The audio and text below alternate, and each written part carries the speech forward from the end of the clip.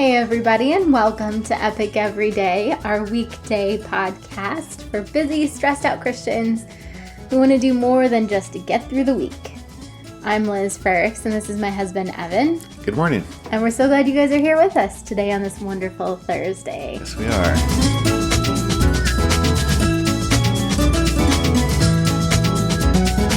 Thursday, we are going to talk about being connected, which encompasses both being connected to God and being connected to other people. And this week, we've been talking about faithfulness. So we thought we'd talk about faithfulness in relationships. When you think about faithfulness in relationships, honey, what do you think about? Well, I guess, we've been talking about this week with faithfulness, trusting in God's kind of recipe for how things ought to go, or God's idea about how they should work. And I think with relationships, there's some pretty challenging stuff that we got to do. Otherwise, the relationship is not as good. One of them is confession, to others, authenticity, honesty, things like that. We read the Harry Potter books fairly frequently, or we listen to them on tape.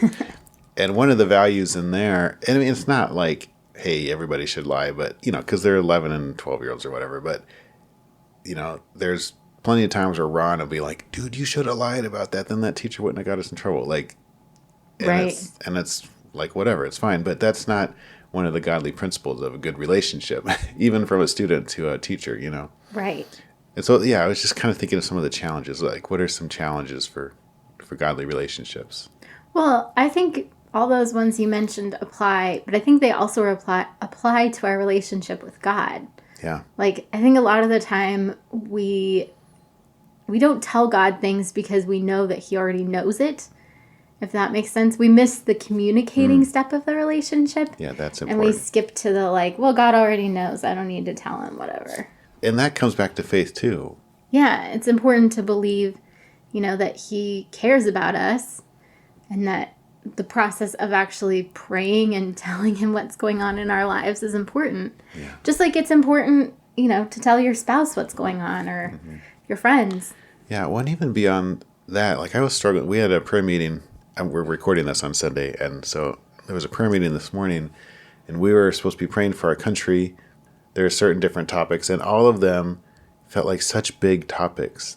I wanted to ask God to fix, the school system, or the judicial system, or, the way the police conduct their business, to fix, and there's these huge things involving hundreds of millions of people.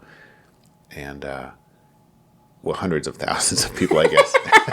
There's hundreds of millions in the country, but in each of these topics. Anyway, I just found myself hesitating to pray because I was like, I believe in my mind, God, that you are faithful, and I could ask you to fix the school system across the board in our country, and you could do that. Yeah. But I'm like, you probably won't. So, and I was just do I ask for it or not? But I think that struggle is part of engaging in the relationship if we actually pray those outrageous prayers. Right. Because we know it's a good thing, right? That would be great. I was just thinking about that this morning, too. Yeah? But it was more like I was just praying that I would be totally healthy. And right. And I was like, I feel like this is a bad thing to pray because I'm not sure that that's God's will. Mm-hmm. But at the same time, that's what I really want. So, and I don't see how to get from A to Z, But I was just like, well, Lord, I'm going to pray it. And I'm going to trust that if it's not the right thing, you're going to say no. Yeah, I think that's important. Thinking about children, you'd want them to ask for an ostrich or a pony. Okay. Because if that's on their heart, there's, it's still a good thing to ask for. It's a part of communication. And then there's a conversation that can happen in a relationship. Right. There's going to be disappointment there, but then we can learn how to deal with disappointment. There's all kinds of important things that can happen. Right. When we don't get what we ask for. So I think it is, I don't know what, I was struggling with that. I was like in my mind I prayed it, but I was like, I don't know if I want to pray this out loud. I don't know that I have enough faith to believe that this would actually happen. And so I wanted to work on that, right? I wanted the faith to ask for, outrageous stuff, Right. Well, and that's one of the great things about faithfulness is that because it's fruit of the Holy Spirit, we can ask God to increase our faith. That's something that I have prayed fairly consistently for the last several years. And I have definitely seen God change that in my life. not as much as I want him to change it. Yeah. Like, Well, I definitely have a long ways to grow, but just recognizing that's a perfectly acceptable prayer. To be like, I can't muster up the faith myself, so yeah. help me. One of the other things that I think is so important with having faithful relationships, on a human to human level, is breaking destructive relationships patterns. I mean, we see these in families, but they also happen in just friendships or romantic relationships, right? Oh, totally. People tend to make the same kind of friends or have the same kind of boyfriends or girlfriends, and then it doesn't work out, and then it happens all over again because there's a bunch of disconnects happening there. And if we want to be faithful to our relationships, we'll begin to address that, and we'll begin to not just continue on the same pattern. Yep. I'm going to put a plug in here for EFT. If you haven't done EFT or looked into it yet, it's something worth looking into. I have a friend who consistently had negative relationships with members of the opposite sex, and after doing some EFT, she was able to change that completely. Yeah. Which was just incredible to watch. Yeah, and the EFT, it's an amazing way to, we want to live in the truth. So if we know what the truth is, kind of like when I was praying and wondering if, asking for God to do this thing that I didn't think would actually happen. Like, it's true and good. God cares about children and their education and the way people grow up. But then in my action is some other stuff. So getting your actions more in line with this truth that, kind of replacing this lie activity with the truth. Well, and EFT is about changing head knowledge into heart knowledge. Because that's what's really the problem. It's our subconscious. Mm-hmm. We don't even recognize, as someone who has a trauma background and had a history of consistently creating relationships that then fell apart spectacularly. There was no conscious I think it would be great. You know what I need? I need another relationship that's going to blow up in my face. Yeah. That would make me feel so much better. Right. It's usually confusing. It's usually a shock every time it happens. Right. Even though this has been why happening. does this keep happening to me? This is so hard and painful. And what is it about me that makes people respond this way and all that kind of stuff? And in a way, I asked that question, but I never, not never. It took me a long time to recognize that was the correct question. Yeah. Because I would ask that question, and then the people around me who cared about me would reassure me, no, it's not your fault. You didn't do anything wrong. It's those people. And it was true. I was definitely, there's some fault on every side all the time. So it wasn't entirely my fault. But at the same time, I was attracting those people into my life for a reason. Because I was just repeating this relationship pattern. And it wasn't until I stopped and said, how am I contributing to this relationship pattern? What am I doing that's causing things to work out this way? Mm-hmm. That's where I started seeing progress and, really being able to get the freedom to make sure that I, built relationships that were healthier and that had boundaries built in and that, picking the right people to be in relationship with instead of always picking the people that would let me down in the end. Yeah. And that's kind of what I was alluding to at the beginning. The ways we are faithful in our relationships is by doing some of these godly principles, like having boundaries and being assertive and, things that when we don't do them, it doesn't make for a good relationship. And then we get stuck in these patterns. Right. There's a guy at church. One of the old elders we were talking about people church hopping and, people go into a church and, oh, there's a problem here. And then they go to this church. Oh, there's a problem here. And it's it was something similar where he, I think, pointed out to somebody what's the common denominator in every one of these situations? And it's the church hopper. Right.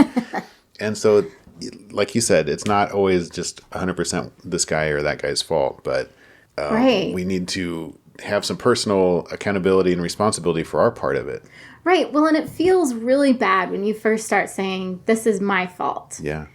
But it means that you then have the freedom to stop repeating that pattern that's horrible and frustrating. And, you can say things like, I'm not going to let someone into my life who treats me XYZ. And so as soon as somebody treats you XYZ, instead of sticking around and letting it, get worse and worse and worse and worse till the relationship blows up, you just nip it in the bud. Sure. Either stop treating me like XYZ or, I'm not going to have a relationship with you.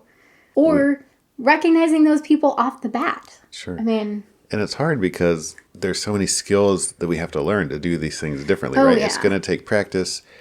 And it might not feel like love at first, but, it really is. It's very difficult. Yeah, very difficult. I was reminded of the Proverbs 21:2, where it says, a man's way seems righteous to him, but the Lord weighs his heart. So then the prayer is, all right, Lord, weigh my heart. I want to see righteousness the way you see it. I want to see the way I deal with people the way you see it. Right. And let's start to work on some of that stuff. And God's like, okay, let's do it. That's a prayer that he's ready to answer. He cares about our relationships. There's a number of there's all kinds of relationship verses in the Bible. Right. Sometime in the next couple of weeks, we're going to talk about forgiveness and reconciliation, and we'll get into this whole idea deeper. And it really is kind of an expansion of what we've been talking about today, being faithful in our relationships. And, that equals being loving, that equals being kind. We just talked about that. Like, these are God persistent. Yeah. I feel like that's a big part of faithfulness, is to keep initiating, keep going after that person, keep, when they reach towards you, reach back. There's that, I don't even know how to explain it other than just persistence, know?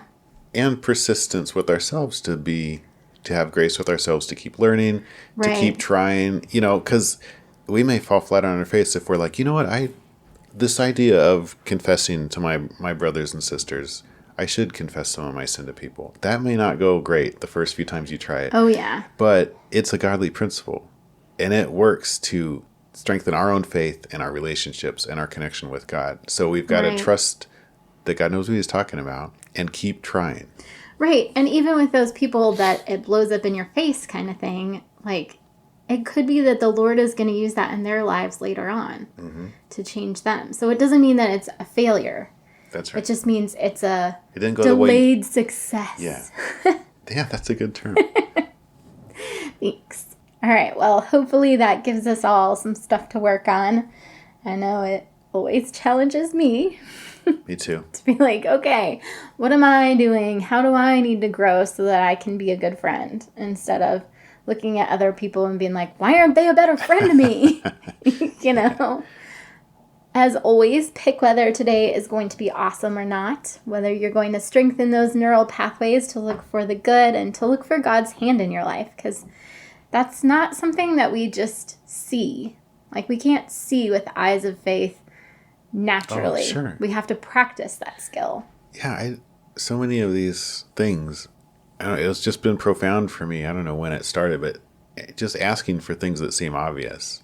Right. Like we said, the kid who wants the pony or whatever. Just ask. The ostrich. Yeah. Ask your Heavenly Father for things. And see, he loves to give good gifts, and faithfulness and love and respect for others. These are things that if we struggle with and we ask God for help, he wants to give those things. Yeah. Sometimes, I think we think we got to figure it out on our own, even though we're Christians. Well, I know I need to be doing this, so how do I do it? I'm gonna examine this. I'm gonna figure it out. Without prayer, that's gonna be pretty hard, impossible. Yeah, totally. We love you guys, and we are praying for you. Thanks to everybody that's been sharing the show and listening to the show. We really appreciate it. If you have found this podcast helpful, please do continue to share it and come back tomorrow. And we are going to talk about being complete and recognizing Satan's lies that make it difficult for us to be faithful. All right. Have an awesome Thursday, you guys. Talk to you later.